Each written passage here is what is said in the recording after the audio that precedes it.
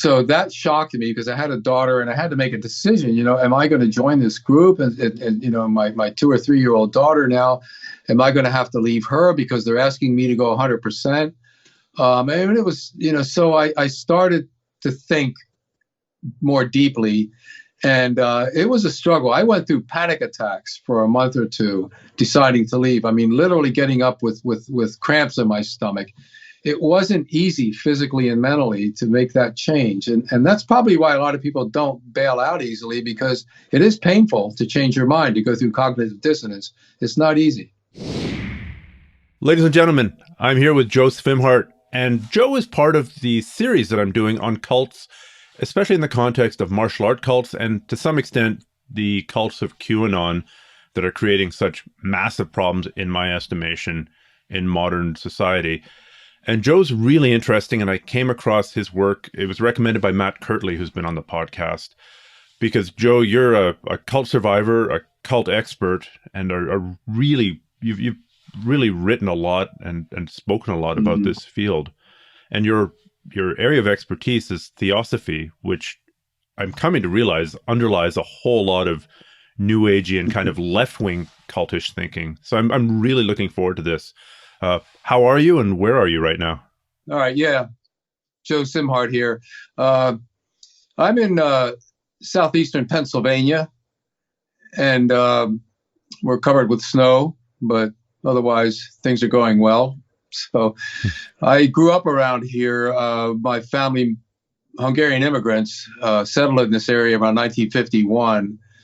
I lived in Ohio for years, getting my degree at the University of Dayton. And I also lived out in Santa Fe in New Mexico for about 17 years, pursuing an art career. And that's where I got into this whole cult business out there. Okay. Not almost the day I got there, I started pursuing more actively my interest in theosophy. And that's a big part of this story. Okay. Can we just talk about your background in occult? That might set the stage for your subsequent research, I think. Sure. It started with my art career.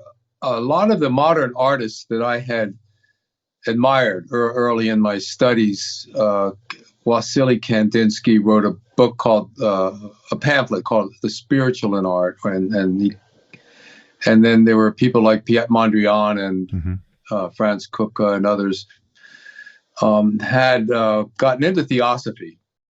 And by theosophy, I mean the Theosophical Society teachings that Madame Blavatsky wrote and participated in from 1875 onward until she died around 1891.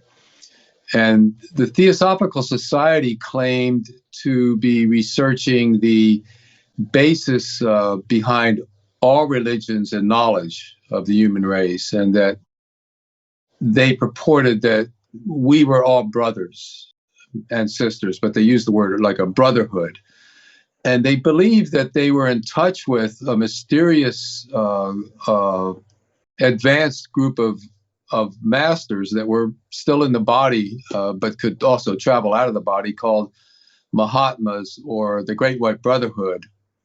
Among them, in Blavatsky's world, was a character named Comte de Saint-Germain, who was a real historical character around the courts of Louis XV. And he was sort of a Freemason, magician, told a lot of stories about himself that people believed at the time, and in the 1700s, that he was 500 years old, that he was connected with some kind of mysterious group of people that ran the world, or whatever, or that influenced the world.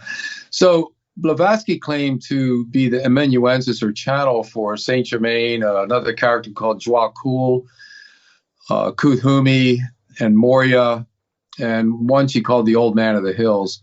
So they were the five main ones. So she was channeling them, or she was talking to them and corresponding with them? Well, she claimed both. She claimed that they were men in physical being that she would meet, and they could appear and disappear at will, kind of like disembody and embody. They had these incredible powers. And she suggested that later groups claimed that these beings were ascended, like the I Am activity was another group that I studied that started in the 1930s. They claimed that all these beings were ascended and part of something called the Great White Brotherhood, and that they could communicate with human beings through what was called the light and sound ray, or channeling, as we call channeling today. It gets a little complicated, but essentially a lot of the New Age channelers that claim to be like voices for the Space Brothers or for some being like Ramtha or whatever, they have their roots back in this Blavatsky thing. You know, from the outside, it sounds kind of silly, but when you get involved in it, you kind of get caught up in it. And if you're curious enough, you can begin to rationalize that this could be real. And then another step is that it is real. You know, so you get into this layers of acclamation when you begin studying this thing, and I call it the occulture, you know, and other people have too. I'm not new at that. But when you get into the occulture, you get into hidden things that science can't touch. And we all want to believe that we can transcend science because science is like a baby or whatever that's only just beginning to explore and understand what the world is about. Whereas somewhere deep inside of us, we have this inner knowledge, and that already knows what the world is all about. We just have to cultivate that. We can do it through yoga. We can do it through meditation. We can do it through some kind of enlightenment practices that we do, mindfulness. And some people claim that they reach that inner self that identifies with the all presence of God or the mind of the universe or whatever. And they become gurus, they become channelers, they become cult leaders, they become heroes that people that are hungry for heroes attach themselves to, and then you end up with cults, you know, with hero-hungry people and heroes hungry for people to believe them. You know, you end up with these hero systems is what I call, and we see that going on in many ways. So when you say occulture, how is that different from occult? I mean, occult means hidden. Right. Well, basically, there's culture. We have culture, which we kind of can look at through sociology and psychology and history. Occulture is that part of culture which has been around for a long time. You can say that the Egyptian mysteries back during the pharaohs and why they built the pyramids is a part of occulture. You could say that even the teachings of Jesus and the things that are mysterious and hidden and whatever about the whole Christian experience can be part of the occulture. There's the Sufi experience within Islam, you know, where they do a lot of dervish dancing and all, and contacting the mysteries of the divine. That's part of the occulture. There's tarot cards, there's astrology, there's any number of things that are part of that. And human beings far and wide have been interested in this kind of thing and believe in it. You know, just going to a psychic is part of the occulture. Okay. And does it, the way you've talked about it, it seems to harken back to some magical time in the distant past, whether that's Atlantis or Lemuria or, you know, I don't know, Samaria, when people knew much more than they know now, and now there's only a few masters left. That seems to be a very dominant narrative. I mean, if you mentioned Ramtha and Jay-Z Knight, who I've ranted about on this podcast before, and I think that's a 30,000-year-old or 15,000-year-old Lemurian spirit who battled with the warriors of Atlantis, supposedly, who's now, fortunately, for a small fee or a large fee, you can now study under under Jay-Z Knight directly. I mean, aren't we lucky? But this idea that in the past everything was better, medicine was better, knowledge was better, the pyramids were better, and well, now that comes from two cultures, Stephan, the Greek and the Hindu. The Greek had the Golden Age, the Silver Age, you know, the Age of Bronze, and now the Age of Lead, and we're in this Leaden Age right now, according to that kind of a script. The Hindus have the different ages that have stretched for hundreds of millions of years, and we're in the age of the Kali Yuga. They call them yugas, very similar to the Greek idea. And in fact, it may have been from the same root idea, because the early Aryans that invaded India in waves, and they didn't really invade, they just kind of migrated there, and they brought their sky god religion, with them, much like the Greeks had a sky god religion. There was Zeus, which is a sky god, and Indra is a sky god that came with the Aryans and was introduced to the other cultures there in India at the time, and developed what we call the Hindu scriptures and the Upanishads out of that. So this is an old idea that somehow there was an ancient time when things were golden and men were just perfect, and even the Garden of Eden, that story is a story in Jewish culture, and in Babylonian culture, there's versions of it where there was a time when men were just perfect. There was no judgment, no sin. They were naked like the animals, all of that kind of thing. They didn't have to wear clothes back then. So, yeah, so we have this in our mythology. And I think that the Theosophists tried to do it in a little more sophisticated way by saying there is this perennial philosophy from ancient times that they're trying to bring forth. It's hidden from us because we're in a time of layers of culture. We're swarming with technology. We're very thick with materialism, and we can't see like they did in the Garden of Eden or like they did in the Age of Gold, that they talk about in the Greek era. So yeah, that mythology still exists today, but it goes counter to what we understand about evolution and Darwin and how human beings came about. It's a reverse of evolution. It's kind of Blavatsky saw us as devolving, not evolving. And then now we're going through a lot of the transformation into a new age. And this is what causes new ageism. They claim that we've reached bottom, and now there's people being born, which are new agers, which are like indigo children or whatever they call them. And they're going to bring about this new paradigm shift in the human mind and human behavior. So that's the talk in the new age. And which is kind of paralleled in QAnon as well. I mean, I have close friends who were devoted QAnon followers, and they were forever predicting, like, this date, everything's going to change. Okay, that didn't happen. This date, everything's going to, August 4th, I would be really careful about traveling internationally on August 4th, Stephan.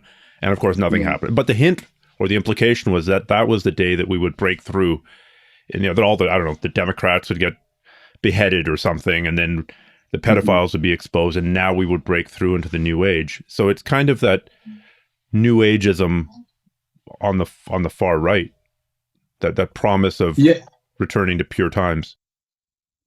Yeah, it is. It happens on the far right and the far left. In fact, if you want to look at it more like the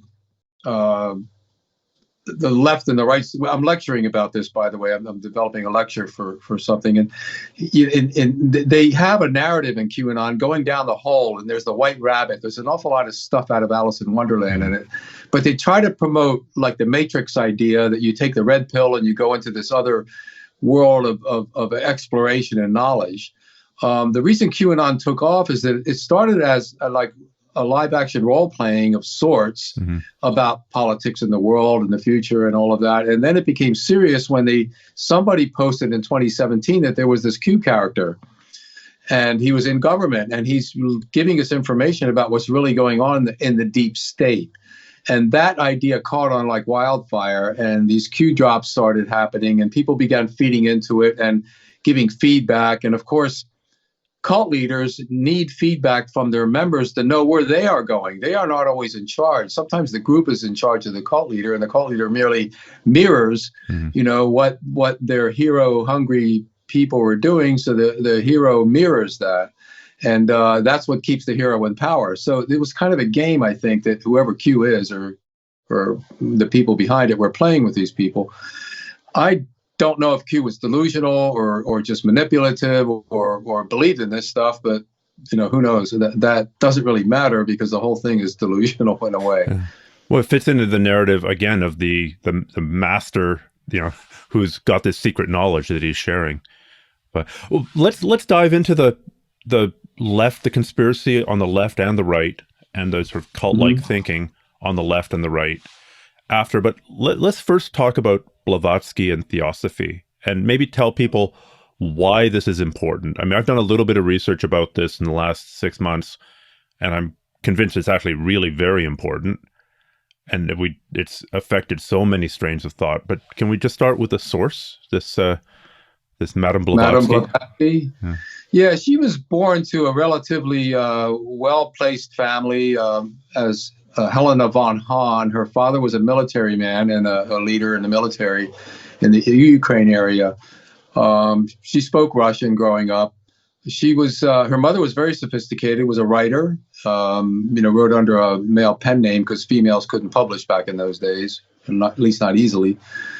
And she had other family members, but she was what might be called a very difficult child, someone who had a borderline personality disorder type, and also might have been ADD, who knows, but she was precocious as well as very difficult as a child. And her mother on her deathbed said, what is to become of poor Helena? Because they were really worried about her. So Blavatsky, just to give a picture of her, at age 17, her maid told her that no man would ever marry you, and she took on the dare and she courted this Nikifor Blavatsky, who was a military man that was old enough almost to be her father. In fact, he was over 40 and she's 17. And he proposed to her and they got married. And the marriage only lasted maybe 3 weeks before she ran away. And then her family actually paid her to stay away from home, I think, because she went to Cairo and other places. She was a remittance woman. She took advantage of traveling, yeah. She was precocious. She was an expert pianist. She could draw very well. She rode horses like men. She learned, and she also hung around soldiers a lot. So she had a way about her which was rough as well as refined. She could go in both directions. She was a proto-feminist in a way. I mean, she broke a lot of the boundaries. And so you have to look at her life as complex. She wasn't just a con artist. There was a lot more to her. In Cairo, she got a reputation as being a psychic and in touch with mystical forces. And she got a following, a few people that began to support her. She ended up coming to the United States in the 1870s, and she met Colonel Olcott, a post-Civil War colonel, who was interested in spiritualism, which was grabbing the attention of a lot of people in the United States and Europe at the time. And they met at a seance, and they decided to do something a little better than spiritualism and increase it into something they called the Miracle Club in Philadelphia in 1874, where they were going to look at the phenomena of miracles and what's really causing them. And they decided that wasn't good enough. They wanted to go deeper into religious philosophy, and then they came up with the idea of theosophy. So theosophy means divine knowledge or knowledge of God or wisdom, God wisdom. Theosophy was a term that Jacob Boehme, the Christian German mystic, used to describe what he was doing. He was a theosophist. Emanuel Swedenborg, who began the Swedenborgian movement 100 years before Blavatsky was around, called his movement theosophy. So the word had been around. It wasn't something that they invented. They just could have sort of adapted it to what they were doing. And Blavatsky became their secretary, so to speak, but she was the one that they trusted to be in touch with these other forces, these other masters that would help guide the whole thing. And that was called the esoteric section of theosophy. And they got interested in Eastern religion as well as the Western mysteries, meaning the Egyptian and the Rosicrucian mysteries. They took a lot from Rosicrucianism and from Freemasonry. And then they began blending that with their interest in India and the Hindu scriptures. So in the end, Olcott and Blavatsky actually converted to Buddhism in a standard way. It was the only religion that would have them, because you can't convert to Hinduism. You had to be born into it, into one of the castes back then, and even today, to a great extent, that holds. But that's basically the story behind them. And theosophy, could have died on the vine, but then some other people got into it after Blavatsky died, like Annie Besant, and she ran it up another notch, and a lot more members joined the group. And then it began to splinter and to dozens of different theosophical organizations that are around, including like the I Am movement and the cult I was in, which was Church Universal and Triumphant, headed by Mark and Elizabeth Prophet, that was prominent, really more so in the 70s and 80s as far as numbers. They had over 25 or 30,000 members back then. Okay. So what were the core beliefs of Blavatsky's Theosophy and in the immediate pre-splintering? I mean, didn't they claim to have translated a bunch of Tibetan texts and Hindu texts that nobody has found since then? So they're the only recipients of that hidden knowledge? Well, it's a little more complex than that. Blavatsky wrote Isis Unveiled, and then when she got into the Hindu thing, she wrote The Secret Doctrine, which is her magnum opus. As it turns out in research, The Secret Doctrine is plagiarized heavily from about 100 different occult books, writings by Eliphas Levi and others that came before Blavatsky, and she kind of put all this stuff together, not always giving attribution to where her sources were from. I mean, Olcott, in his diary leaves, which was his memoir, said that she always carried this trunk of about 100 books with her, and that was her fount of knowledge, really. And so she claimed that she was just sort of like the person that strung together ancient knowledge. She really didn't do anything new. The one thing that she did was different. She challenged Darwin, and she claimed that Darwin's science was backwards, that we didn't evolve from mud into creatures, that we actually devolved from an angelic realm like in Lemuria when we were semi-physical beings back then. And we developed our physical bodies later and through some means. I don't know. And I don't know how she explains animals, but it's sort of in there. So that the human race was evolving through what she calls 7 rounds. And in her era, she said that they were going from the 5th to the 6th. And the 7th round was going to be when human beings become much more spiritual. So that was the basis of what we call New Age, the paradigm that we're becoming more and more spiritual. It comes out of Blavatsky's Secret Doctrine, a lot of that. So that's essentially what the Secret Doctrine is. It's really a rehashing of a lot of other occult ideas that had been around. Okay. Can we draw some connections from Blavatsky and Theosophy to current day organizations? I mean, Anthroposophy was one of the offshoots through Rudolf Steiner.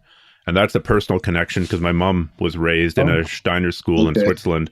And if you wanted to get her going and spitting and frothing, you mentioned anything to do with Eastern European mysticism, and she'd start, inchoately cursing the name of Blavatsky and Steiner. So she didn't have a good experience. My grandfather essentially got kicked off the Swiss General Staff during World War II, which is a pretty prestigious position. And it wasn't exactly clear why, but it was probably because he was proselytizing for anthroposophy and trying to tell the general in charge of the country they couldn't win the war unless everyone converted to vegetarianism. So anthroposophy, which it probably requires explanation, is one offshoot. And also things like the Waldorf schools are heavily connected to that. But can you just talk about Steiner? Can you talk about some of the places where it's scattered to and splintered into that people might not see the connections? Well, back in the 19th century, the Theosophy split up into 3 sections. There was the United Lodge of Theosophists that followed William Quan Judge, and he began to channel his own masters. And Blavatsky's esoteric section, and then the main Theosophy group. A big center in the United States is outside of Chicago in Wheaton, Illinois. There was another one around Ojai in California, a Theosophical center set up by Catherine Tingley. After that, like you mentioned, Anthroposophy, Rudolf Steiner was a Theosophist and the head of the German section. And I think it was 1912 or 13, right around there, he broke away from the main Theosophical Society because they began promoting, the Theosophists under Leadbeater began promoting this guy Krishnamurti as the New World teacher. And meaning, he was about 13 years old, and they were going to train him to become like the world leader in spirituality, essentially. And Steiner thought this was wrong because it was like Hinduizing the whole idea. And Steiner was Christocentric. He believed in the Christ mystery in kind of a Rosicrucian sense, and in that way. And so Steiner broke away and began Anthroposophy. There's some good books about Steiner. One of the best was written by James Webb, called The Occult Underground and the Occult Establishment, and he breaks down what Steiner taught in there. There's some other decent books that criticize Steiner and give you some idea what he's about.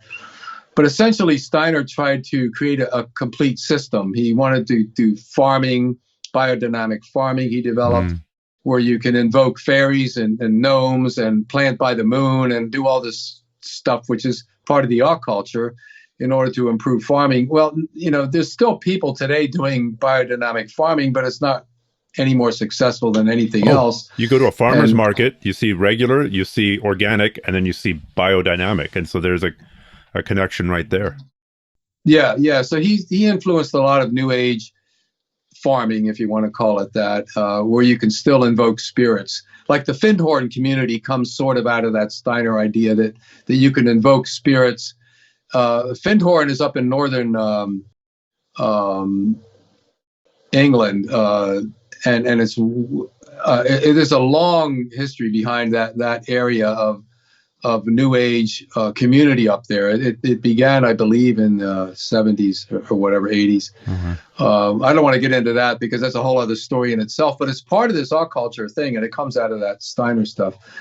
Yeah, so Steiner developed his own thing, and he became his own hero, and he had his own following, in that sense. He had a mistress, and he had a wife. He would pray the Angelus during the day, kind of an old Catholic thing. He still had that Catholic thing in him at times. Another one, a name that comes out of the Blavatsky tradition that most people don't connect to it, is George Gurdjieff. Gurdjieff lived from 1870s until 1949. He led a group called the Seekers of Truth originally. He claimed to be in touch with some ancient Sufi group called the Sarmun Brotherhood, which was kind of like the Great White Brotherhood. Nobody could find where it was, where it existed. And he put out a book called Meetings with Remarkable Men, which is half fiction and half autobiography.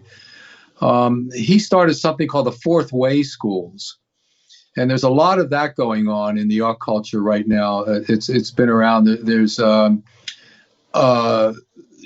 a lot of people were influenced by Gurdjieff, including some famous writers and musicians. He had like a dance troupe that performed in New York, for instance. He developed some, kind of like Steiner's eurythmy was a dance form, a poetic dance form. But Gurdjieff had his own dance form in theater he was a character in his own right. I mean, if you look him up, it's Gurdjieff. Okay.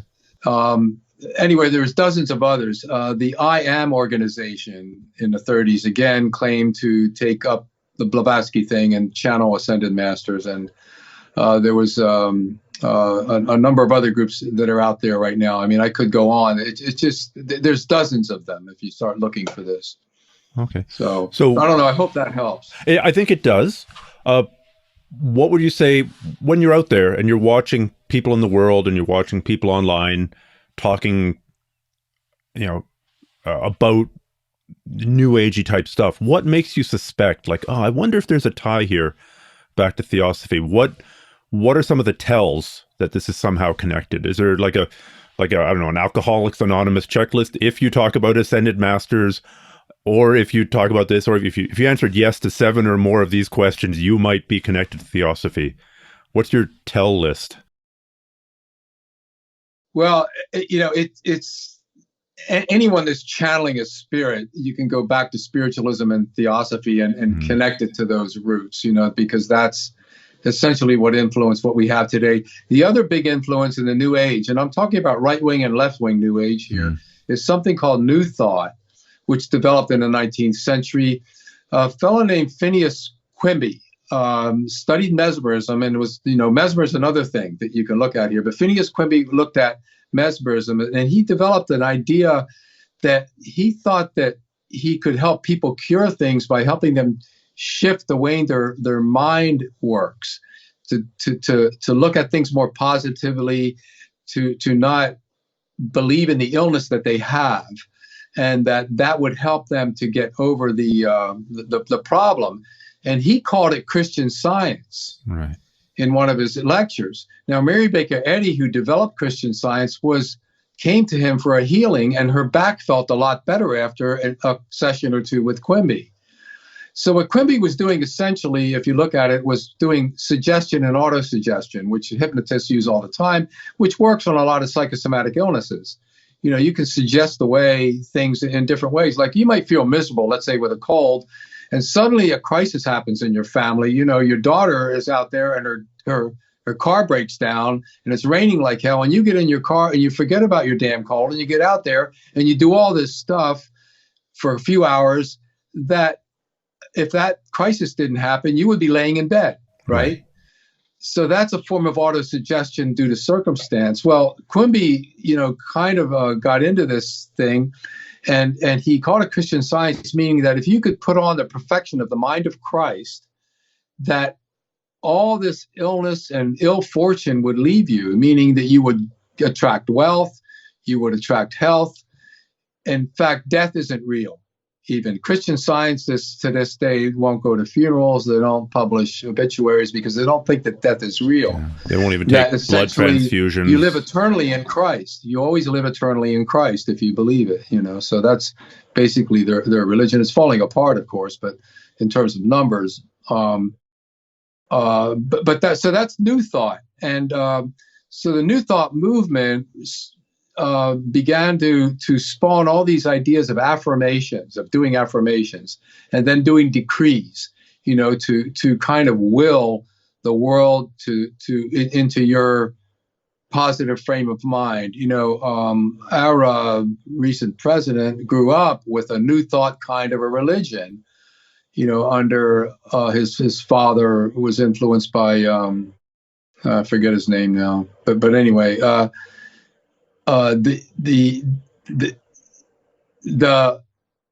New Thought groups influence what we understand as New Age. So those are the two things that I see happening all the time: the New Thought and Theosophy. I can just about every new movement that's come out, I can find more or less that mix going on there. And you can go back even further if you want to, like the golden tablets of Hermes Trismegistus, or Hermes Thrice Great Hermes, that appeared in the Renaissance during those years. I've not heard people of this. That believe in that, of Hermes, the people believe in that claim that it comes from ancient Egypt, from the god Hermes, and that Hermes was from that tradition. But essentially, those things were written during the time of the Renaissance. They're not as old as people claim they are. So yeah, you can go back and see the roots of this stuff and certain things, but essentially New Thought and Theosophy are the main influencers of what we see in the New Age, of the revival, the occult revival, the belief in connecting with spirits, the belief that we have psychic powers. All of that goes back to that two main forces, I think. So I know you do a lot of work with cult exit and coaching and helping people through leaving cults. Can we talk about cult entry? Like, how do we go from me laughing at Jay-Z Knight channeling Ramtha to me going, maybe there's something there, to me shelling out, I don't know how many $1,000 to go spend a weekend at the Jay-Z Knight ranch in Washington or Oregon, wherever the hell it is, to me being, giving all my money to the organization to become a true Ramtha channeler myself, or however that pyramid scheme or that escalating Scientology type scheme works. How do I gradually get moved into believing ridiculous things? Yeah. Well, one thing you have to keep in mind, we are all vulnerable because we all don't know everything. And that's where they get you. You don't know everything about yourself, and we all have flaws, and we all have insecurities. Some people more than others. Some people have anxiety disorders. Other people just feel anxious parts of the day. But we all have these things going on. So basically, a lot of these groups tap that part of us that want self-realization, that want a little more power over our lives. And we that might be curious about hidden things. So it basically starts with a personal experience of some kind. And it could be, you're walking around in a bookstore and this book falls in front of your feet off the shelf. I mean, this is what happened to Shirley MacLaine, when she got into all this psychic stuff. A book fell off the shelf and she read it, and it was one of these books about getting into these other worlds. And so you want to think that that you're connected somehow to the universe, and the universe cares about you. And this is its way of caring about you. You might be invited to a meeting on meditation, for instance, and you've never done meditation before, and you figure, well, I'm curious, it sounds decent, and you go and you find out, that this is a little different kind of meditation, that the meditation actually, you can do as kind of a chanting. And I went to one of these things, by the way, on how to connect with your personal angel, and so in the room, I walked in when I was doing a lot of research, and the way they wanted you to understand and experience psychic energy, that it was real, was they got you to rub your hands together. And they go, now, can you feel something? And people would feel a little electricity, right? And so that was first indication. So personal experience, if a group can get you to have a personal experience of something that they are defining for you, the engineer the experience, and then they define the experience for you, you might start to believe that, hey, there's something here. There's something to this white rabbit. Maybe I'll go down the rabbit hole a little bit. And it's white and fuzzy. It seems harmless, So it's a small commitment or a small proof at first. They're not asking you to sign up for the black belt program right away. Right. Yeah. You don't want to do that right away because you get beat up. And so basically, most of these groups know to recruit you in a very gentle way and allow you to experience it in phases. Now, some of them, people self-recruit, meaning, let's say there's a militia group that is taking control of their lives. They're against taxes. They want to develop their own government in their own county, and they don't want people telling them what to do. And they, and you're kind of into guns, and you kind of believe that, the government's gone way out of control. They got too many tentacles in my life, and I want to go to a meeting. I want to see what these people are about. Now, they might rush you into it because you go in there, let's say in the 50s, and it's Norman, what's his name, Rockwell Kent or whatever. That's not him. But anyway, and you see flags around, and you might even see a swastika, and it puts you off a little bit. But then you begin listening to a lecture, and you find out that, this is about creating a better culture. And, Hitler really had it right, but he went off track. And but the symbol is really pure and wonderful, and it comes from India, and it means this, and it means energy, and it means power.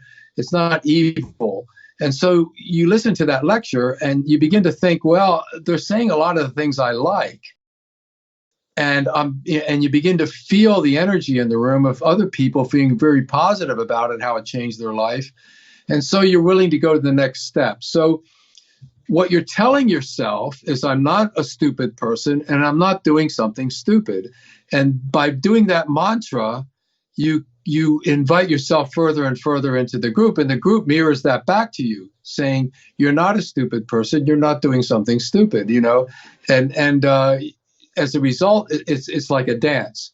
You self-recruit, and they begin recruiting you even more deeper into the movement. So a lot of groups successfully bring people in like that, by the first step is self-recruitment. You read a book, you look at a YouTube video, a brochure on mindfulness, and you go to a meeting. So you've taken the first step. You want to believe that your investment was on the right track. You want to believe that you're making right choices. We all do. We don't want to feel that we're making fools of ourselves. Nobody wants to do that. So we tend to say, well, I'll stick around a little longer, see what the next step is. And before you know it, you're down the rabbit hole. Yeah. Coming at it from a martial arts context, but I'm sure it's the same in all the groups. One of the biggest barriers to leaving is the social component, right? If you've often been distanced from friends and family, maybe they've rejected you. Man, you're stupid spending all that money, and then you get in a fight with them, and Yeah. then you don't talk as much anymore, or the group is actively cutting you off, which means that now all your social connections are within that group, or in the martial arts context, within that dojo. Right. And then you might not be happy with what's going on, but on the other hand, all your friends are there, and it's loyalty to your little tribe of people. When you work with people exiting cults, is that a common barrier to exit? Yeah, it's a big one because of investment. And by investment, I mean intellectual investment, emotional investment, social investment, financial investment very often. And like you said, because you're so focused on that, the groups, these tend to be high demand because they have such high goals. You know, they're going to make you the best person on earth. They're the group that's going to change the planet, you know, whatever. Sure. So the investment is higher, and to somehow see, like I did, that the whole thing was a house of cards, that's hard to swallow. I mean, you really are eating crow, you know, it's not tasty. And then somehow, as you're exiting something like this, it could take a year or two. Some people, you know, that I've talked to, it took them 2 or 3 years after deciding the group was just BS to actually break away. It's not that easy. What put the seed of doubt? You were the Church Universal and Triumphant. Mm-hmm. What put the seed of doubt into your brain? Well, it was internal with the group at first. You know, the deeper I got into it, the more things I saw that were conflicting. The group claimed to combine the teachings of Blavatsky's Theosophy, the I Am activity, and a group that's called Agni Yoga. Now, Agni Yoga is AGNI yoga. It was started in the 1920s by a couple, Nicholas and Helena Roerich, and they were another branch of Theosophy. To give you an idea, in Russia today, there's about 3 million Agni Yoga members there. It's got a large following. Gorbachev's wife, Riza, was deep into Agni Yoga, just to give you an idea. So I was into that first before I got into Church Universal, but they were already teaching Agni Yoga, so that drew me in, you know, into the rest of the stuff. But I noticed there were conflicts between the systems, you know, within it. If I looked, and I was going after a year of kind of devotion and going to 3 different conferences where there were several thousand people at conferences in California. I began to question it. In the middle of that, my first wife was not into it at all, and we got divorced. You know, so that shocked me because I had a daughter and I had to make a decision. You know, am I going to join this group? And you know, my 2 or 3 year old daughter now, am I going to have to leave her because they're asking me to go 100%? And it was, you know, so I started to think more deeply. And it was a struggle. I went through panic attacks for a month or two, deciding to leave. I mean, literally getting up with cramps in my stomach. It wasn't easy physically and mentally to make that change. And that's probably why a lot of people don't bail out easily, because it is painful to change your mind, to go through cognitive dissonance. It's not easy. So just to give us, or me and the listeners, an idea, what kind of incongruities between the two systems were you finding? Like, get as granular as you like, because I think the details that get other people out of cults are going to be different. Oh yeah. But I'd like to see how granular, like an example of what bugged you, like what didn't make sense. Well, let me give you an example. The I Am group had their own channelings from Ascended Master Saint Germain, right? And in there, and also Jesus and other Ascended Masters, they condemned astrology.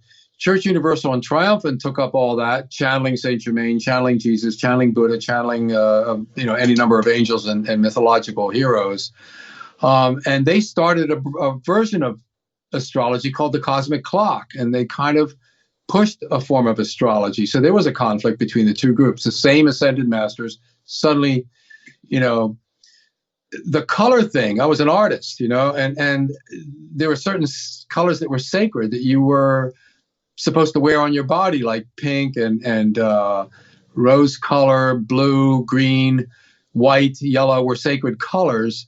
Black, brown, checkered colors, gray, silver were not to be worn on your body. They were bring your energy down, and so here I am painting using all these colors, wondering, what am I doing? There was a conflict with my art. However, they were teaching Agni Yoga, right? Well, in Agni Yoga, their third book in the series is bright red on the cover, Community. The leader of Agni Yoga, Nicholas Roerich, wore black Tibetan robes at times. He would dress in them, and they never said anything about it. So this was an obvious conflict to me. You can't have a rule about color that represents all these groups when it's violated in many other ways. So there were some of the more granular things. There were a bunch of other things that I found conflicts. For instance, in the way that they taught Buddhism, when I began to read Buddhism, was very different and more sophisticated than what the group was teaching. So it was that kind of stuff that I had to sort out later on. It took me years to sort it out, even after I left. I was just angry at myself. I wanted to find out, all right, what the hell is going on here? This is this bizarre thing I got into. And so I became encyclopedic. I studied comparative religions. I studied skepticism. I studied hypnosis. I just went into everything I could get my hands on to sort this thing out. Yeah, to understand what had happened to you. Yeah. So now, can you describe your cult exit work or your exit counseling work to me? Mm-hmm. I'm interested in that in general. And then I'd like to pivot to, because for sure, a bunch of people listening to this have family members, have friends, training partners, business associates. I hear from them every single day who've gone down, say, the QAnon rabbit hole or the anti-vax rabbit hole or other rabbit holes. So can we talk about your work that you do and then try and generalize it out to how people can help people who are close to them? Sure. Okay. I wasn't looking to become an interventionist or an exit counselor. That wasn't something I thought I was going to do. When I broke away from the Church Universal and Triumphant, some of my friends in the group that were in a lot longer than I was asked, why did you quit? Because they were having, a lot of cult members are ambivalent after a while. They wonder, is this real? How real is it? After they've invested quite a bit. So I sat down with them, and within 5 or 6 hours of sharing the information I had, which was very rudimentary, by the way, compared to what I have now, they quit, realizing that the things that may be a house of cards, and they never went back to the group. So there were several that I met with, like that. They asked me to talk to them about it. So that was easy. Mm-hmm. I met a young lady at a mall who asked me to do her portrait, where I was doing portraits during that period, that Christmas after I left this cult in 1980. And she started trying to recruit me into her Bible cult, her little Foursquare Bible group that was in town in Santa Fe, just gently. And while I was doing a portrait for her from a picture of her for her fiance. So I got talking to her a little bit, and I started asking her questions over the 3 weeks, because we both worked in the mall there. She worked in a store. Anyway, to make the story short, because I covered in my book, my memoir, Santa Fe, Bill Tate and Me, I was able, through just questioning and sharing things that I had experienced in my cult, which also used the King James Bible, by the way, because they combine Christianity with all this stuff. And most Bible cults use the King James Bible. That's a key. If that's all they're using, there's a problem usually. Why is that? So, the language is so obscure. There's some mistranslations in the King James. And there's a sort of a cult of the King James Bible that they think that it's much closer to the original of what Christ meant, because it somehow fell out of heaven during the time of King James and is the best translation and blah, blah, blah. So the King James is used by a lot of fundamentalist preachers. There's also 1,000 times more. The Bible translations that are more recent have like 1,000 times more source material and go back 1,000 years older than the oldest translation that the King James had access to. I mean, it's beautiful English. You have to understand, the kind of cults that use the King James don't want to get into science and high criticism of the Bible and all that.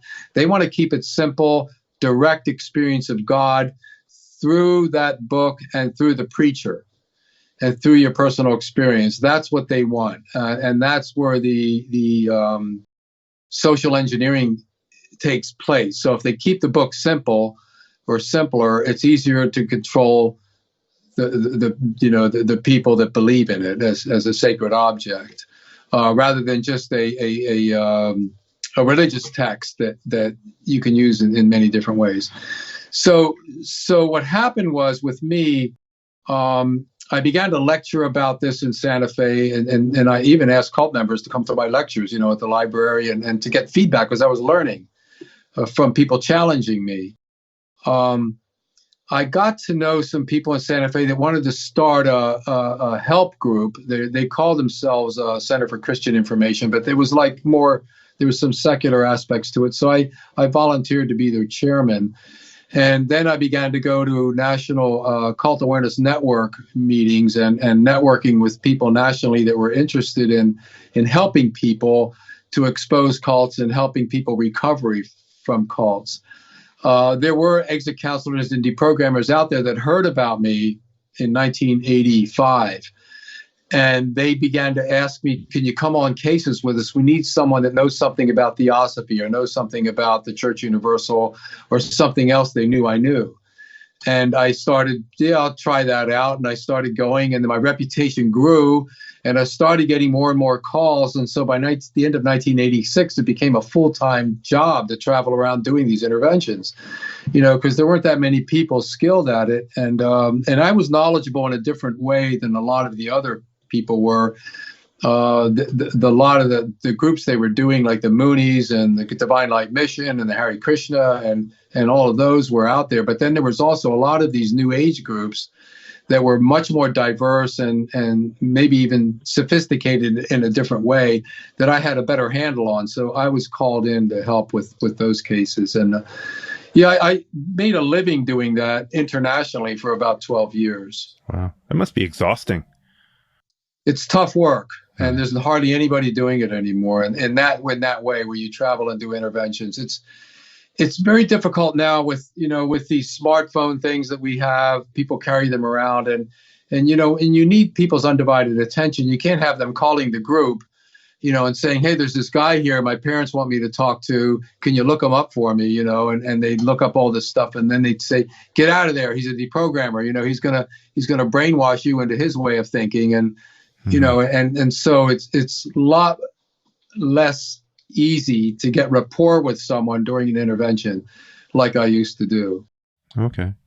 So I'm thinking maybe some of your earlier success, even though you didn't know as much, came from you having that pre-existing rapport, because you had both been in the church together. So I'm guessing that rapport is one of the most important things. It's the first step. It's absolutely the first step. That's why when families come to me and say, what do we do? They won't talk to us about this anymore. We've gotten into arguments. In other words, they've tried everything else. They've thrown stuff at them that's on the internet. Mm-hmm. They've bought a book about cults for them, where you read this. And of course, that's like throwing gasoline on fire. They just burn more in terms of finding ways to rationalize and argue against what you're presenting to them. And dig deeper. Yeah. And dig in more. They because they turn to the people in their own silo, in their own group, to give them advice on how to handle these difficult questions that the family's firing at them. So the rapport breaks down. And that's so my job usually when families call me is to coach them how to regain rapport with the person. Number one, I say, stop criticizing the group. Stop trying to get them out, because that's not what I do. I don't get people out of cults. I help them to choose out, so I try to empower them with enough information where they can make the choice themselves. What would you say your success rate is? That's a common question. I'm guessing it's somewhere between 10% and 80%, but I'd be impressed with 10%. If I look back at the 400 or 500 interventions I've done where I sat with someone intentionally, with a family there or a spouse there, and intended to work with them for 3 or 4 days, which usually takes that long. And maybe they cut it off the first day. They said, I'm not talking to you anymore. Or maybe they stayed for 4 or 5 days. Those kinds of interventions where I am in the room with somebody. About 55% worked out, where they left the group while I was talking to them, not a year later, but while I was talking to them, they said, wow, you're right. And then I have to stay with them to process, because people, when they go through this change that rapidly, I mean, the brain synapses are shifting around that are very locked in into what's called neural nets, that have locked in a way of thought that's conditioned by the group process. And to loosen that up again, to unfreeze it, so to speak, it could happen different ways. It could be just one thing. Like, for instance, I might prove to them that the book that the leader depends on is a fake book. It's not based on real information, and they go, wow, what else is wrong with the group? So now I've expanded their point of view, and now they're open to questioning me. And that begins a painful process of, where we have to stop at times after a couple of hours. They might be pacing it around the room. They might go through a panic attack. They might have a headache. They might want to stop and just not talk until the next day. This is not easy for everybody to go through. Other people are a lot easier. They're just more curious and they're able to laugh at themselves for being stupid, and they're able to maneuver much quicker out of the group because of their personality. They might have the kind of personality that can admit that they're wrong, for instance. So after you've established some kind of rapport, what then are the subsequent conversations? Are they about the facts of the group, or are they about the facts of the group leader? Or what is the process? I almost stay away from the group altogether. What I do is try to parallel information. Like, for instance, I might point out something that what you're doing here in the group when you're practicing mindfulness is a form of self-hypnosis or autosuggestion. And they go, what do you mean? So we look at a video about autosuggestion and hypnosis, and I pick out a book, and it might take a couple of hours to go through that. We're not talking about the group. We're talking about something else that they don't quite understand. And it's their own mind that's now putting together their own experience based on what they're hearing and say, he's right. This is a form of hypnosis that we're going through. Okay, that's one thing. Another one might be to just use a whole different group and say, look at this group's been exposed, by 20 or 60 minutes, and I have a tape of it. Let's just take a look at it and see what they say. It's a whole different group. But the person then sees that leader is behaving a lot the way their leader does. Their members that they're interviewing on the show are talking about the group and defending it just like we do when people criticize us. So they're beginning to see that's a cult. If they're behaving that way, maybe I've got a problem. So you have to allow the person to make these choices to see what they're doing based on parallel information. It doesn't have to be a direct attack on the group. That's the wrong way to approach it. So it's an indirect attack on the processes the group uses to keep its members in the group. Yeah, it's a form of education. You're really educating somebody, by deconstructing any organization, whether it's Christianity, Judaism, Islam, when you begin spreading it out, looking at what its roots are, you help a person to begin to see more or less what it is, and then to be able to choose, do I still want to be in it or not? Okay. So you can do that with just about anything. You can do it with scientism. Some people believe that science is the answer to anything. You can deconstruct that and break it down and show that, maybe science, isn't scientism. Maybe it means something else, and help them get away from logical positivism, which they might be locked into as a skeptic, for instance. I know some skeptics which are hardcore anti-religion, and where they don't have to be. So there's different ways of thinking. What we call cults, like Ramtha and QAnon, which we're going to talk about, which are more constricted. In other words, they're easier to put into a box because of certain things that they're doing, as opposed to major religions, which have a wider frame of reference in the way they socialize. There's if you say Christianity, you're well within your right to say which Christianity, because you can find any belief that you want, really, within the big tent of Christianity. Yeah, but even within some of the Christian movements, like certain Baptist movements are more liberal, and so they have conservatives and liberals within their umbrella, and that's fine. Okay. The Catholic Church is all over the map. I mean, you have people that are very superstitious, and you have people that are very intellectual, and you have right wing and left wing. You have Democrats and Republicans within it. It's a bigger umbrella. So it allows you more freedom, within that particular movement as an individual, if you want to believe in it as such, as a movement. Okay. Well, why don't we talk about QAnon and sort of QAnon adjacent things like anti-vaxxing and anti-masking and all that. For one thing, you're dealing with an online cult, which I imagine is different than dealing with a cult that has a meeting place. You meet here every day, 2 times a day to do yoga or whatever, as opposed to this pervasive thing that follows you around on your phone wherever you go. Mm-hmm. Yeah.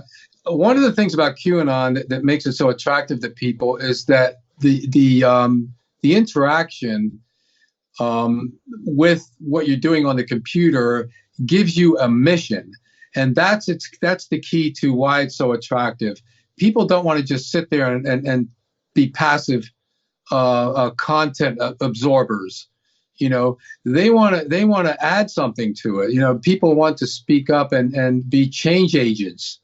And QAnon, that whole movement gave people a chance to participate, to figure out the clues, to add their own ideas to it, and to develop a community, of sorts that they could participate with. So even though they're sitting on their asses on a chair and looking at a rectangle, that we call a computer screen, that rectangle represents a whole other world. It's like, in their mind, they're in the matrix of some kind of a matrix in there.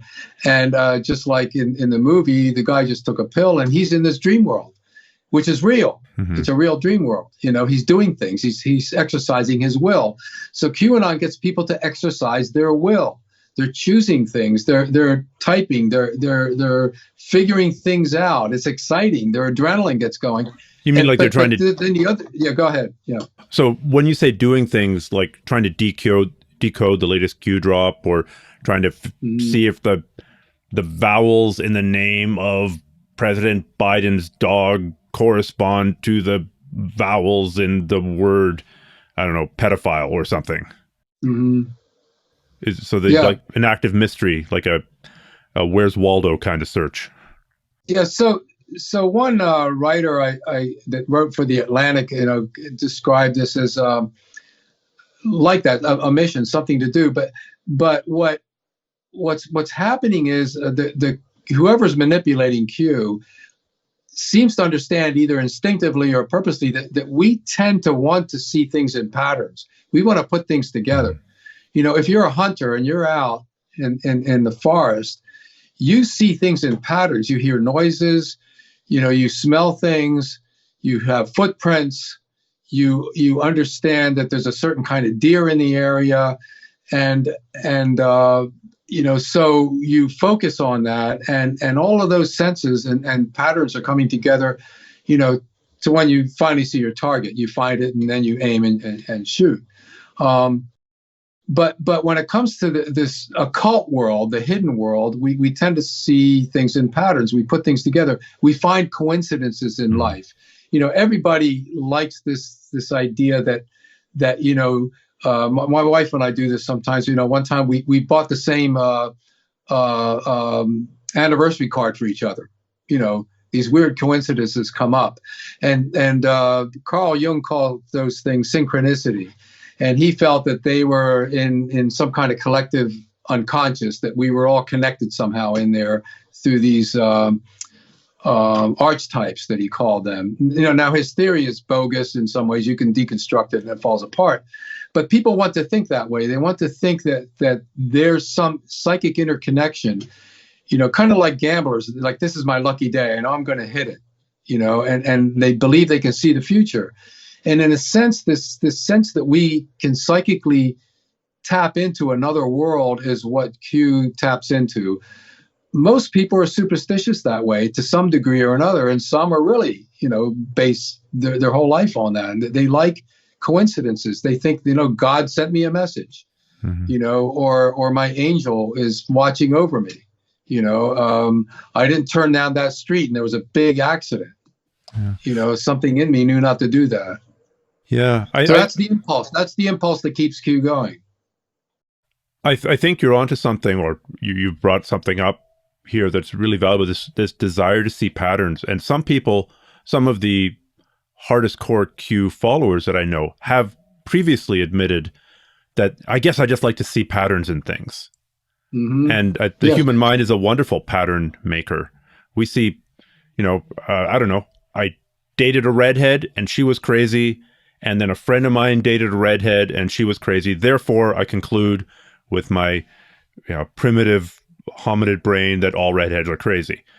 I'm trying to find patterns desperately. Just, I once shot a deer under this tree, and a buddy of mine shot a deer under a similar tree, and therefore I'm going to always look for this kind of tree when I'm hunting.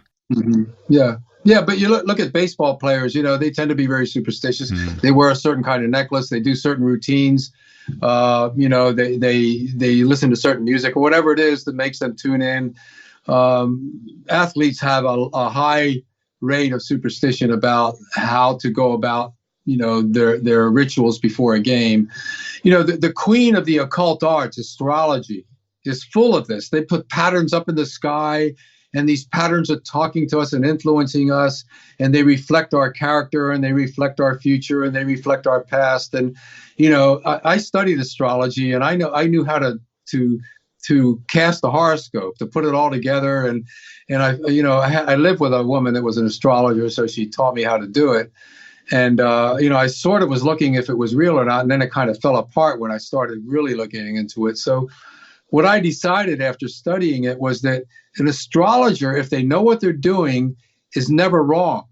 They know how to manipulate that reading on the chart, where there's thousands of combinations in a horoscope that you can get into, and do these either or statements and watch the client react. And just simple body movements or widening of the eyes, or even saying, yeah, that's me. And all the astrologer needs is for that client to feel happy about 2 or 3 things.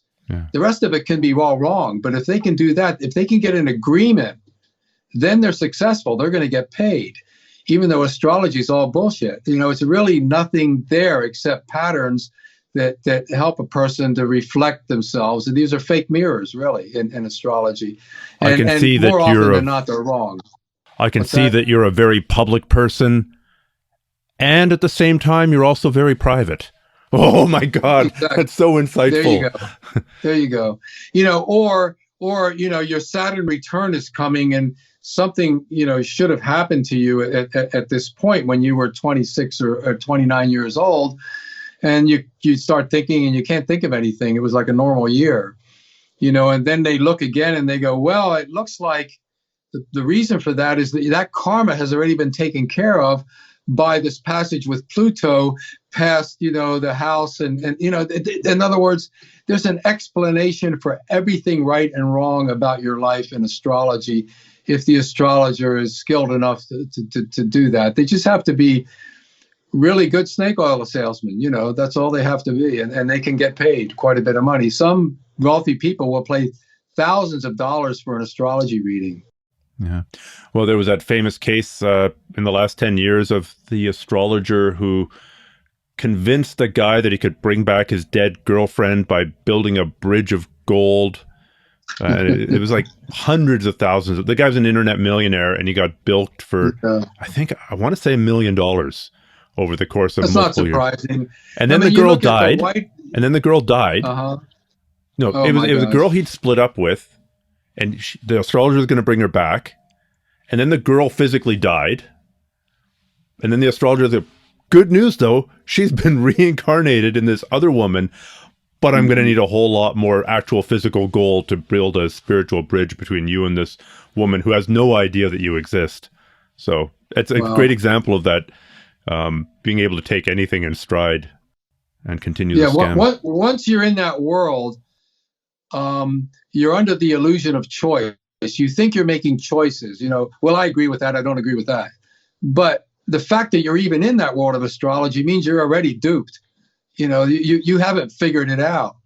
And, people think that they have a free will, but once you're in there, you're now under the auspices of that narrative. That narrative is the worldview that's influencing the way you choose. And the narrative itself is delusional. Okay. Can we finish up by talking about the modern day, talking about Q and how it manifests in both the right wing and the left wing?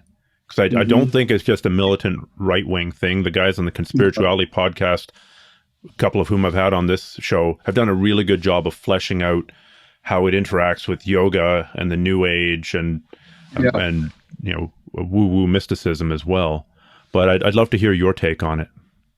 Well, to me, it's basically the same thing. The only difference between communism, which is left wing, you know, and fascism, right wing, is a word. They're both totalitarian systems that use the military to impose their will on people.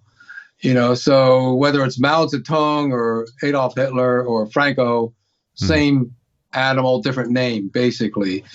But when you talk about New Age and what's called the pastel cues, the ones that are yoga teachers and a lot of women and people that want to save the children, that was one of the memes that got people into QAnon, was save the children things because of the pedophile aspect of the whole thing. You know, people that are more empaths, which we associate with that California rainbow culture, you know, that are more empathic. But in my experience, the only thing that separates yoga people that believe in wholeness and bringing about a better world through positive thought and all of that, you know, by imposing an influence game of what they see yoga is on people, because it's an influence game. It's, you know, it's a different language. It has its own parameters. And you can go into a lot of New Age left-wing things that have these language games in them. Can you give an example, please? The what? Can you give an example of a language game that we're playing here? Well, I'm using Wittgenstein, who says that we all communicate through language games, whether it's English or German or whatever, but also specifically, for instance, psychologists have their own language game within their own field. So language games are necessary, but they can also be used to manipulate you if it's a cult language game, like Scientology has its own language game. And once you're in that world, now you're making choices within their language game, and it serves to entrap you in kind of like a closed system. Not all language games are closed systems. They can be open systems. So there's healthy ones and unhealthy ones. Okay. So that's all I mean by that. Okay. But language is a game that we invent these sounds and words and we play with them. And they are serious, and they do serious things like help us understand reality and communicate with one another. But they can also be misused, you know, into closed systems, into what I call self-sealing social systems. You know, so yoga can be a relatively benign language game, you know, borrowing stuff from the East, and you do this thing of yoking with your inner self. Yoga, you know, and the word yoke come from the same root. And you know, opening up the 1,000-petaled lotus and becoming one with your Atman and Brahman and whatever. You can carry it that far. But you can also get closed into a system of yoga that's taught by somebody like Bikram or somebody, which has his own spin on it. And people don't realize they're in a closed system of yoga by getting in that. And he can take advantage of that, you know, and he did. He took advantage of the women and the money and all the hype and everything, you know. So it's more cult-like than average yoga when you get into that kind of stuff. So that's all I mean. But essentially the difference between that kind of energy or that kind of social game and the right wing, like a militia group, is just a gun. You know, you can, if you put guns into a yoga group, you have a form of fascism. You now go what we call right wing, but it's really not right or left wing. It's really a self-sealing social system, and if it's totalistic, you have a problem. Like, this is the answer. This is the new paradigm. This is where the world is going, whether you have a gun or not. You know, so fascism and communism to me are just weird language games that you throw onto it. You know, whether it's following Hitler or Lenin, but essentially you've got the same game. Yeah, I think the left-right axis is a bit of a red herring. I mean, sure, there are things that are more on the left and more on the right. And if you take it to the extreme, they end up being the same thing. But there's another axis you need to impose on left and right, and that's freedom versus control. And total control is China at its worst, or their social score. And total freedom is also not great. That's Somalia, no functioning state. And do you have more AK-47s on your side than I have? That's the ultimate expression of freedom. So we've got left and right, kind of, sort of, and we've got freedom and control, kind of, sort of. And just to simplify everything that into left and right is a huge mistake. Yeah. You know, when I first talked about QAnon on a YouTube thing I did months ago, I turned to the Federalist Papers, Hamilton and them, you know, that tried to convince the American public that this Constitution was a good thing. Quite a few Americans in the colonies back then, they weren't Americans, they were colonists, thought that this whole constitutional thing was a conspiracy. They didn't trust it. They got paranoid. They thought, you know, it was another control mechanism like the king, you know, why bother with it? And it took the Federalist Papers to be published to help people understand what this experiment was. One of the things that the Federalist Papers argued about was that this is not going to work if we break into factions. The factionalism in the United States is going to, you know, what we're trying to promote is what could break this whole thing down. So what Hamilton meant by faction is what we today mean by cults or silos or political parties. You know, or, you know, strict political parties where you're so devoted you can't loosen up. You know, you're afraid to see the other side as having any humanity whatsoever or any good ideas whatsoever. I mean, the founding fathers were progressives. They had to be, to break away from the rigid conservative kingdom, you know, that they were trying to replace in the colonies. You know, so progressivism is at the heart of the United States. So is conservatism. You know, you want to conserve things which are good and work. And you don't want to lose them too quickly, because if you do, you might end up with something a lot worse. You know, so that's the tension that we have in this country. It's a healthy tension. It's necessary. But it's become so flattened out and so bizarre, you know, with what's happened, especially in the last 4 years, that we've become sick as a nation. So you kind of talked about a playbook or an approach for dealing with people in a traditional cult. Would you modify it? Have you worked at all with people in these modern cults? Say, deep down, a left-wing digital cult? And the best example there I can think of is the anti-vaxxers. Yeah. And left is a sloppy term because there's lots of right-wing anti-vaxxers too. Yes, there are. And the hardcore right-wing QAnoners, we all know who we're talking. Basically, you're the people with guns and the people without guns. Have you worked much with them the same way that you have with other cult members? No, I haven't. I've gotten calls, you know, I've gotten calls from families. I haven't had maybe one or two people turn to me that, you know, just by email contacting me, asking me for some information, you know, because they had gotten into QAnon a little bit. But I haven't done any interventions in that realm. What would you suggest? What would be your advice to somebody who's trying to do that and dealing with a digital, very malleable cult and a super short attention span where you're unlikely to be able to spend 3 or 4 days with them?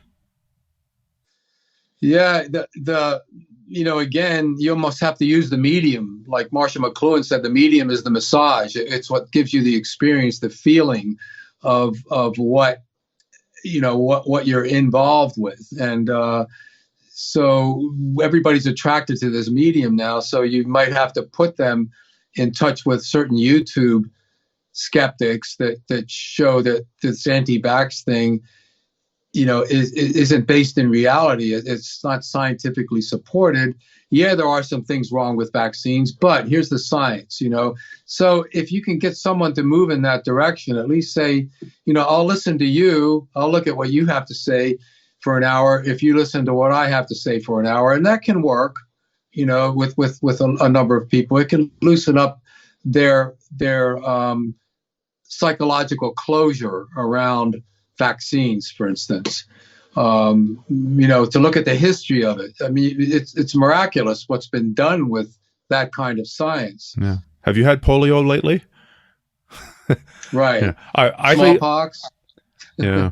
Well, I did know a polio survivor. She was 90 years old and died about, I want to say, 15 years ago. Wow. And she had a completely crippled arm, right? She'd got polio, gotten better. And then for the rest of her life, one of her arms was, I mean, she could barely, she could use it to maybe steady a teacup, but that was it. Yeah. And that was pretty common back in the day. Yeah. Yes, it was. It was, you could get, I knew my football coach in high school in the 60s. He had polio when he was a kid, and he got through it, but he became an athlete to kind of overcompensate for that, and very much dedicated to sport. I think people need to, you have to try to help people to expand their point of view, because essentially when someone becomes an anti-vaxxer, thinking that it causes autism or whatever, which is BS. In other words, certain serums can cause that in a person. That's not what causes autism. Autism's been around for a long, long time, and is much more actively diagnosed now than it was before. Before, that was just Jimmy. He's always been strange. Yeah. And you'd kick the crap out of Jimmy because he was different. And now you don't tend to kick the crap out of autistic people. You give them a label. Right. So, yeah. And it's on a spectrum too. There's different types of autism out there. They don't even use Asperger's anymore. They just say high on the autism spectrum. Yeah. That kind of thing. So the science changes, which is a sign of good science. And I think that's what unnerves a lot of people that are in QAnon. And they want absolute information. They want to find the king. They want to find the hero. They want to find that person like in the Matrix that just blasts, the evil out of the world and knows how to fight it. And they have that language in there. So it's kind of Harry Potter stuff. So we're sort of conditioned by the media to think this way. We have, Braveheart, is going after the enemy, all in his war paint and everything. And then you have the Q shaman in his war paint, he's Braveheart. You see this mythology playing out in different ways. And, we don't realize how much we're influenced by Walt Disney cartoons and Harry Potter and Star Wars, and all of that feeds into this weirdness that's QAnon. Yeah. I think one of the biggest tells of a cult is the certainty. I've been to scientific conferences. I've been to lots and lots of scientific lectures. I've been to lots and lots of discussions. And the answer, when a reputable guy's talking, he's not usually saying, this is the way it is. He says, if this experiment was correct, and if our measurements were correct, and if we can replicate this later, then probably this is what is going to happen, or probably this is what it means. And we would expect this to happen. And here's how we would test this thing that I've just spent an hour talking about. But that's not what people want to hear. They want to hear vaccines cause autism. They want to hear a simplistic, masks work or they don't work. And, stop with this bullshit about 2 masks versus 3 masks versus this fabric versus that fabric. Stop changing your story, CDC. Stop changing your... Unfortunately, knowledge of, especially in a brand new thing, like in this example, coronavirus, knowledge is evolving at a tremendous rate. I mean, the amount of progress that's been made in 12 months is just astounding. It's probably the biggest research project that humanity's ever undertaken. And guess what? It's incredible. The story has changed, and people still aren't talking in absolute certainty. Well, it's probably a good idea if we did this. 100 years from now, we'll know exactly how to deal with this, but it's not 100 years from now. Right. Yeah. No, you're right. I use the example of Father George Lemaitre. He was a priest who was a mathematician who developed the mathematics behind what we call singularity. And he convinced Einstein of that, because Einstein was resistant to the idea. And of course, singularity then was butchered in the press to be called the Big Bang. They kind of called it that. When that discovery by a priest got to the Pope at the time, the Pope thought, wow, here's proof that God created the world out of nothing. It's like, and Father George said, whoa, wait a minute, that's not what this is about, and he refused to allow his theory to be religiousized like that, because he was a scientist in that sense. There's a separation in his mind between church and state, or science and religion.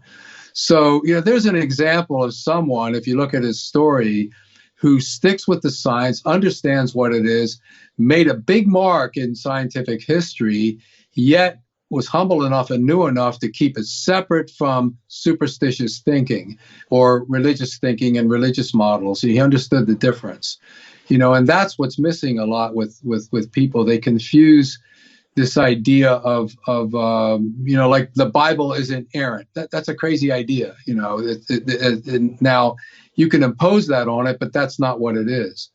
What would be your argument that the Bible? What would be your argument against the Bible is inerrant / biblical literalism?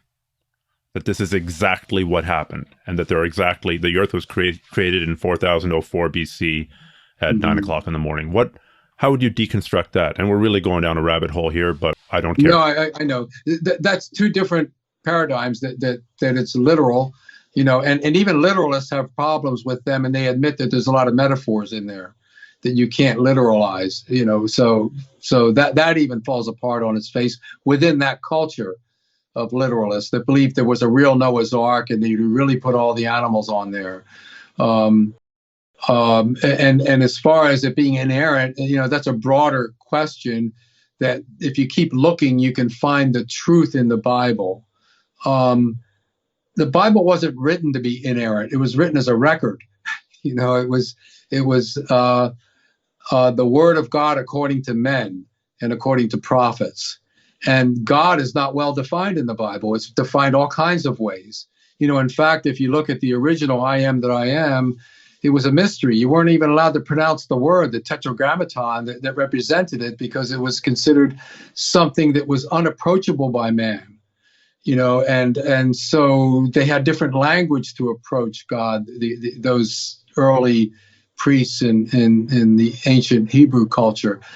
So in other words, you can look at it for what it is and show that it's not meant to be inerrant. That's not its purpose, and it's not meant to be literal. It's a whole other thing. It can be rich, it can be good, it can guide, cultures and churches, but you have to be very careful with it, because it's written by a lot of different authors. There's a lot of different versions of reality in it. And that's what people that are called fundamentalists don't want to hear, because it's confusing. They go, I don't want to go there. And they have a right to do that. Nobody says they can't believe that way, but don't try to impose it on everybody. That's the only thing. Okay. So, Joe, if people want to get in touch with you, it doesn't sound like you're doing that much intervention these days. No. But if people want to get in touch with you or follow what you're doing or read your books, how do they do that? Can you just go through the list of ways that they can get a little bit of what you've studied? Yeah, people can email me. I have a website, but it's coming down, and because the server, the Yahoo thing, is coming down, and I've got to figure out a way to rebuild it. And I haven't done that in a long time, and the new platforms I'm not used to. So it'll be under the same domain name, jszimhart.com. Can you spell that? JSZIMHART.com. Yeah. And people can email me. It's the same thing, jszimhart, JSZIMHART @gmail.com. And I answer almost everybody that does. By telephone, if people want to take up my time, I charge $100 an hour. I mean, that's basically it. If you want to take up my time that way and consult with me, then, I'm a very busy person. I have a full-time job. I've got to slot my time in, and that's what it's going to cost you. But if you want to read my books, they're there. You just put my name, Szimhart, in with cult, and all kinds of stuff is going to come up. What books have you published? I published a novel that kind of talks about a young man. It's a composite case who who joins a Zen Buddhist group in New Mexico, and then his exit process. And it's fiction. It's called Mushroom Satori: The Cult Diary, and it came out in 2013. And it gives you some of the ideas I've learned are in that book. But it's a story about a young man. It's not autobiographical. Some people thought it was, but it's not anywhere near autobiographical. The group I was in, I was only in for about a year and a half. This kid that I write about was in for 10 years. And the group I was in was a mix of a lot of organizations like Theosophy and Biblical and Buddhism, whereas this kid was only in a Buddhist group out of Japan. So that was that. And then my memoir, Santa Fe, Bill Tate and Me, How an Artist Became a Cult Interventionist, came out last year. And that's available on Amazon. And there's some good things in there about what I just talked about. What is a cult? Why do they exist? How do you help people out of them? There's a lot of examples in the book within the story format of it that can help you understand that. And some of the resources that I use are in the back in a short reference section.